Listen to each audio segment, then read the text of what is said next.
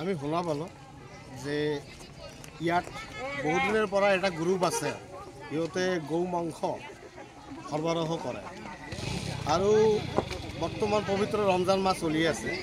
ইয়াৰ মাজতে এই গৌ মাংস ব্যৱহাৰকাৰীৰ লগত এজন ল'ৰা এটা হিন্দু বস্তিৰে গৈ আছিল। তাত কি কৰিলে, তাৰ বাইকৰ পৰা মাংসৰ টোপোলা এটা পেলাই দিছে।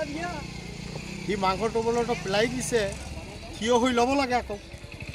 সি নলৈ গুচি যাব ধৰিছে। স্থানীয় ৰাইজে তাক ধৰি তাক সোধপোছ কৰিলে যে আপুনি মাংসটো পৰিছে চালে, কিন্তু নুঠালে কিয়?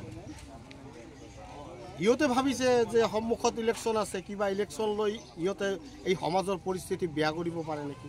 আকৌ সি গুচি গ'লে এই সমাজত হিন্দু মুছলমান একেলগে ভাতৃত্ববোধেৰে থাকে।